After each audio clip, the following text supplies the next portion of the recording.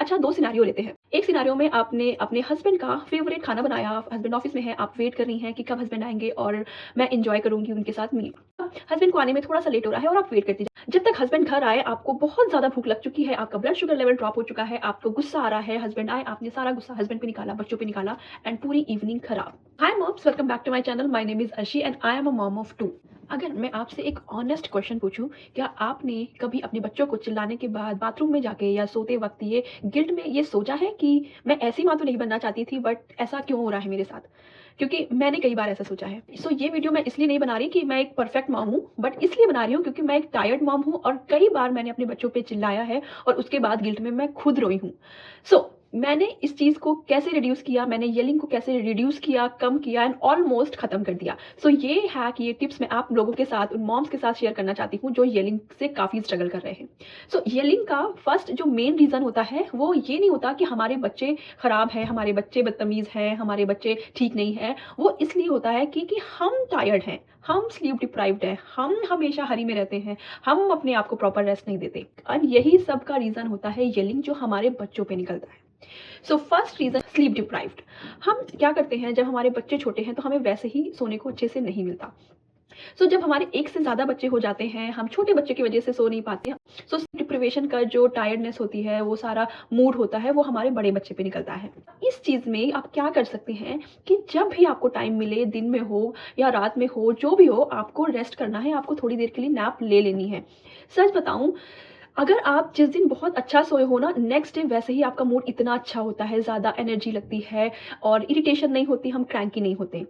वहीं जिस दिन हम रात को अच्छा ना सोए हों, उसका नेक्स्ट डे हमारा बहुत ही खराब जाता है। ये मेरा खुद का एक्सपीरियंस है एंड आई एम श्योर आप मॉम्स के साथ भी ऐसा ही होता होगा अगर आपने ऑब्जर्व किया हो तो। तो हम मॉम्स एक गलती क्या करते हैं कि हम मदरहुड में इतने ज़्यादा इन्वॉल्व होते हैं, टायर्ड होते हैं 24/7 कि जब हमारे बच्चे रात में सो जाते हैं, तो हम फिर वो अपना मी टाइम लेते हैं, फ़ोन माइंडलेसली स्क्रॉल करते हैं। वो कब 1 घंटे, 2 घंटे, 3 घंटे, 4 घंटे हो जाते हैं, हमें खुद पता नहीं लगता। तो ये आपको थोड़ा-सा अपना इम्प्रूव करना है कि आपको जो है, आप अपने आप को एक टाइम दीजिए कि आपको 1 घंटे फ़ोन चलाना है, 1.5 घंटे फ़ोन चलाना है, उसके बाद आपको 10:30, 11 सो जाना है। Believe me, it will be a game changer if you try this. क्योंकि जब आप 11 बजे तक सोना शुरू करते हैं ना, तो एक्चुअल में जो आपकी हीलिंग होती है ना, वो मेन स्लीप में ही होती है। तो जब हीलिंग स्टार्ट हो जाती है, आपकी बॉडी अच्छे से रेस्ट करती है, तो नेक्स्ट डे आपका माइंड, बॉडी सब काम होता है। रीज़न नंबर 2, टाइम पे खाना ना खाना। अच्छा, हम मॉम्स ऐसा है हमारे साथ कि हम पहले खाना बनेगा तो हम हस्बैंड को देते हैं, बच्चों को खिलाते हैं, लास्ट में हम खुद खाते हैं। ऐसे में होता क्या है कि जब हम देर तक भूखे रहते हैं ना, तो हमारा ब्लड शुगर लेवल ड्रॉप होने लगता है, हमारी एनर्जी कम होने लगती है। जब तक हमारे खाने का टर्न आता है ना, हम बहुत ही मूडी, क्रैंकी, बोले तो हैंग्री हो जाते हैं और फिर वो गुस्सा हमारे बच्चों पे निकलता है। अच्छा, 2 सिनेरियो लेते हैं। एक सिनेरियो में आपने अपने हस्बैंड का फेवरेट खाना बनाया, हस्बैंड ऑफिस में है, आप वेट कर रही हैं कि कब हस्बैंड आएँगे और मैं एन्जॉय करूँगी उनके साथ मील। हस्बैंड को आने में थोड़ा-सा लेट हो रहा है और आप वेट करती जा रही हैं, वेट करती जा रही हैं। जब तक हस्बैंड घर आए आपको बहुत ज़्यादा भूख लग चुकी है, आपका ब्लड शुगर लेवल ड्रॉप हो चुका है, आपको गुस्सा आ रहा है, हस्बैंड आए, आपने सारा गुस्सा हस्बैंड पे निकाला, बच्चों पे निकाला एंड पूरी इवनिंग खराब। आपकी जो मेहनत थी वो सब खराब। सिनेरियो 2, आपने क्या किया, हस्बैंड का फेवरेट मील बनाया, हस्बैंड के आने का वेट किया, हस्बैंड को डिले हो रहा है और आपने थोड़ा-सा खुद खा लिया। जब तक हस्बैंड आए आपकी एनर्जी ठीक थी, सब कुछ अच्छा था, आपने हस्बैंड से बात करी, हस्बैंड ने आपको एक्सप्लेन किया क्यों हुआ, फिर आपने साथ में मिलके अच्छे से खाना खाया एंड सब कुछ अच्छा रहा। तो इससे आपने क्या सीखा कि कभी-कभी थोड़ा-सा सेल्फिश हो जाना अच्छा होता है। मैं जब से अनाया बॉन्ड हुई है उसके बाद से मैंने अपने खाने को प्रायोरिटी देना स्टार्ट कर दिया है। किसी ने खाना खाया हो या ना हो, बट मुझे पता है मेरा सोना और मेरा खाना खाना बहुत ज़रूरी है।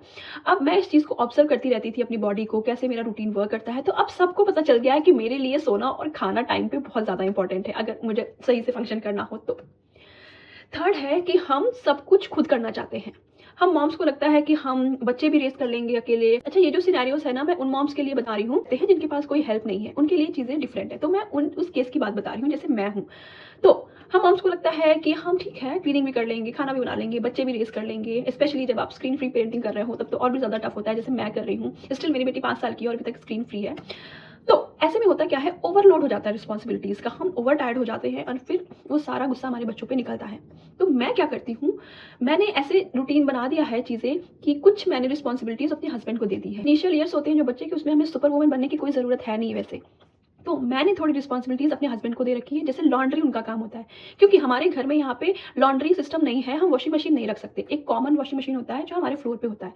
अब मैं क्या करती हूँ, हमारे पास सबके पास इतने कपड़े होते हैं कि वो 1 वीक तक या 2 वीक्स तक आसानी से चल जाते हैं, क्योंकि यहाँ पे कपड़े इतने गंदे होते नहीं है, डस्ट वगैरह होती नहीं है।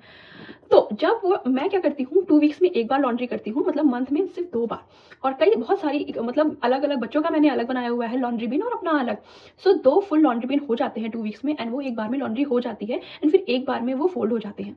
तो ऐसे काफ़ी टाइम बच जाता है, और ये मेरे हस्बैंड करते हैं। तो लॉन्ड्री मेरा काम नहीं है, मैं बच्चों को स्क्रीन फ्री रेज़ करती हूँ, खाना बनाती हूँ, ये मेरी प्रायोरिटी होती है। एंड जिस दिन मेरे अंदर एनर्जी लगती है, जिस दिन मैं अच्छा सोई होती हूँ, उस दिन मैं डीप क्लीनिंग या फिर बहुत अच्छे से क्लीनिंग करती हूँ घर की। तो मैंने इस तरह से रिस्पॉन्सिबिलिटी शेयर करी है, अपने ऊपर सारा बर्डन नहीं लिया हुआ है। कोई कुछ भी कहता रहे, मुझे कोई फ़र्क नहीं पड़ता, क्योंकि यहाँ मैं अपने बच्चों को, अपने हस्बैंड को और खुद को एक पीसफुल एनवायरनमेंट देना चाहती हूँ।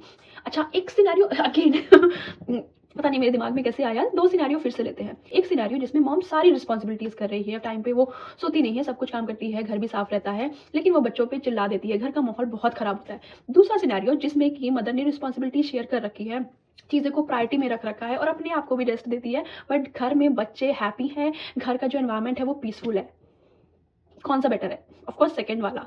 तो इस तरह से मैं चीज़ें बैलेंस करती हूँ। एक और चीज़, हम मॉम्स का ब्रेन ऐसा हो जाता है कि हम हर चीज़ बहुत जल्दी-जल्दी में करते हैं। जल्दी-जल्दी में करने के चक्कर में एक टास्क से दूसरे टास्क, और हमें लगता है कि घर साफ क्यों नहीं है, ये ऐसा क्यों है, वो वैसा क्यों है, उस चक्कर में भी हम बच्चों को चिल्ला देते हैं। बट एक्चुअल में इतनी हरी की कोई ज़रूरत है नहीं। अगर आपका घर एक दिन क्लीन नहीं हुआ, इट्स ओके। एक दिन लॉन्ड्री पड़ी है फ़ोल्ड करने के लिए, इट्स ओके। क्योंकि ये जो स्टार्टिंग के 4-5 साल होते हैं ना, ये जब निकल जाएँगे, बच्चे जब स्कूल जाने लगेंगे ना, फिर आपको वो जो टाइम मिलेगा ना, उसपे सब चीज़ें आराम से हो जाएँगी।